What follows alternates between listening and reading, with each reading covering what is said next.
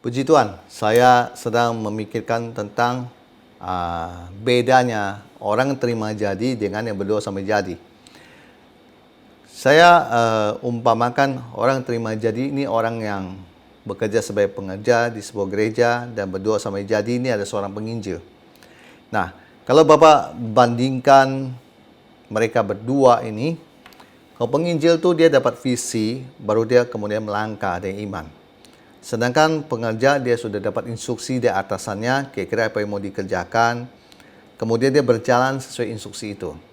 Lalu kalau penginjil, dia nggak ada kepastian kapan baru dapat dana untuk visi tersebut. Dia harus berjalan dengan iman, kadang-kadang dia harus ikuti Tuhan step by step, dan kondisi ini kadang bisa deg-degan. Sedangkan pengerja, dana sudah tersedia dan tidak perlu stres, jadi imannya kurang kepakai di situ. Bahkan jika kalau ada hal yang kurang, tinggal telepon dan lapor sama bos, semua bisa dibereskan. Lalu yang ketiga, ini penginjil harus berdoa setiap kali jika ada penginjilan ke daerah. Nah, sedangkan pengerja, kunjungan kerja daerah itu rutinitas, hanya perlu dijalankan saja. Nah, kemudian lagi di penginjil, supaya berhasil, mereka harus bergerak dengan mengandalkan suara Roh Kudus. Nah, untuk pengerja, dia supaya berhasil dia cukup ikuti saja tuntunan apa kata pemimpin. Nah, berikutnya lagi, untuk seorang penginjil tidak ada kepastian soal pemasukan rutin setiap bulan. Hanya bisa berharap Tuhan akan mengirimkan berkatnya dan berdoa. Kadang-kadang bisa mengalami stres karena bergumul. Nah, untuk pengerja sendiri, ada pemasukan rutin setiap bulan dari organisasi. Dia cukup tenang saja dari bulan ke bulan. Ya, jadi dia nggak perlu pusing semuanya. Semua sudah tersedia untuk dia. Bapak Ibu terkasih, saya jadi teringat tentang Ibrani pasal 11 ayat 1. Iman adalah dasar dari segala sesuatu yang kita harapkan dan bukti dari segala sesuatu yang tidak kita lihat.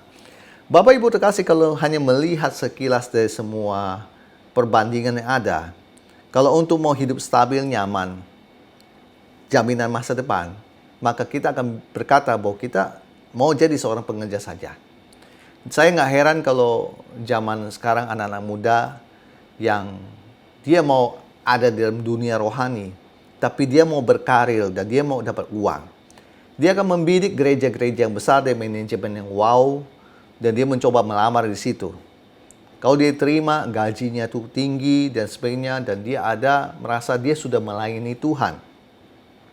Dulu buat saya, kalau melayani Tuhan adalah kamu berkorban. Kalau sekarang rupanya melayani Tuhan juga bisa bekerja di gereja dengan digaji dan juga pelayanan. Nah, Bapak Ibu terkasih, sebenarnya nggak ada yang salah dengan itu semua. Saya cuma hanya melihatnya dari kacamata rohani. Kalau seorang penginjil dengan seorang pengerja, itu pasti berbeda kualitas imannya, dan itu pasti berbeda bagaimana mereka punya relationship dengan Tuhan, dan pasti berbeda kita bisa melihat kerohaniannya. Nah, di sini saya nggak berkata bahwa pengerja itu rohaninya di bawah seorang penginjil. Saya hanya melihat dari sisi bagaimana seorang yang bergantung sama Tuhan karena kondisi. Kondisi yang tidak punya, kondisi yang terpaksa, kondisi yang membuat segalanya sulit. Tetapi di situ orang tersebut mau mengandalkan Tuhan. Karena tidak ada pilihan. Sedangkan pengerja dia ada pilihan karena ada bos yang mendukung dia di belakang. Ada gereja yang mendukung dia di belakang.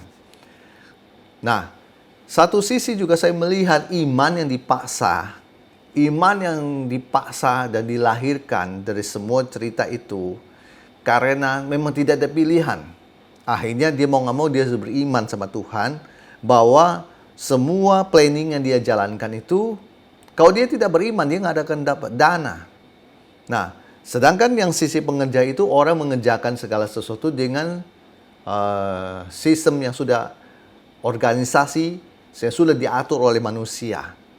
Maka boleh saya simpulkan bahwa Anda akan melihat iman orang penginjil tersebut dari makin hari makin luar biasa, makin naik.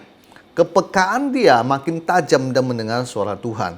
Dan mujizat-mujizat yang dia dapat itu pasti berbeda dengan orang yang bekerja sebagai seorang pengerja. Kalau Anda cuma menjalani rutinitas di gereja, organisasi, Anda tidak perlu namanya mujizat. Karena semuanya itu Anda sudah terhandle dengan baik, seakan-akan Tuhan itu tidak diperlukan lagi. Meskipun Anda Anda berkata Anda melayani Tuhan.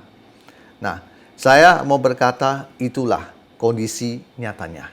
Makanya dikatakan iman adalah dasar dari segala sesuatu yang kita harapkan dan bukti dari segala sesuatu yang tidak kita lihat.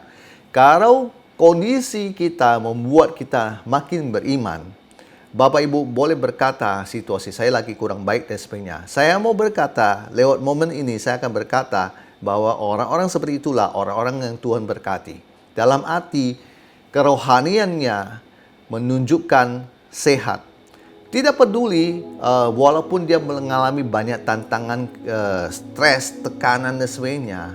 Yang pasti hasil akhirnya tuh imannya ini makin luar biasa. Maka saya akan bilang orang ini Tuhan berkati.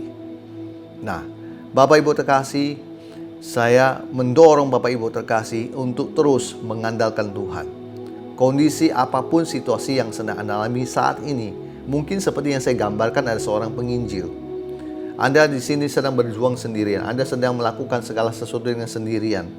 Bahkan Anda mungkin seperti Nuh yang membangun kapal besar, Batra yang besar sendirian. Anda melakukan itu sendiri. Tidak ada organisasi-organisasi yang membackup Anda dengan keuangan-keuangan, sumbangan-sumbangan yang ada. Tapi Anda masih tetap setia dengan visi yang Tuhan berikan buat Anda. Saya berdoa buat Bapak Ibu terkasih, Anda ada seorang penginjil itu, maka saya berdoa Tuhan menguatkan Anda. Tuhan memberikan kekuatan buat Anda, supaya Anda terus melakukan suaranya Tuhan, melakukan panggilannya Tuhan, untuk menjangkau jiwa-jiwa lewat visi dan misi Anda lakukan.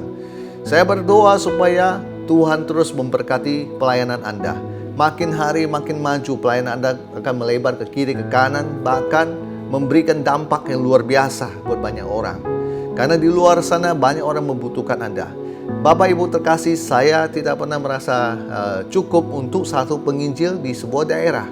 Makin banyak penginjil, selama dia bergerak di dalam kebenaran dan koridornya Tuhan, itu makin hari makin banyak, makin luar biasa dan makin bagus. Saya berdoa supaya Bapak Ibu terkasih terus setia dalam pelayanan penginjilan yang Anda lakukan. Mungkin saat ini dalam kondisi keterbatasan, saya mau berkata, Yesuslah yang Anda pandang, Yesuslah yang Anda harapkan, bukan menodong ke kiri ke kanan. Kita ini punya Tuhan, Bapak Ibu terkasih. Yang kita harus harapkan adalah tangan Tuhan memberkati kita, bukan tangan manusia. Jangan bikin malu dengan membuat istilahnya proposal ditujukan kepada banyak orang. Tidak semua orang bisa menerima proposal Anda dengan sukacita. Tidak semua orang mengerti apa yang sedang Anda kerjakan. Yang mengerti adalah Tuhan. Kembalikan itu semua kepada Tuhan. Biar Tuhan yang memberkati Anda. Maju terus dalam setiap pelayanan Anda lakukan. Jangan pernah menyerah. Terus berdoa sampai jadi. Semua yang Anda sedang kerjakan buat Tuhan, berdoa sampai jadi. Tuhan kiranya terus menyertai Bapak Ibu sekalian. Haleluya, puji Tuhan. Amin.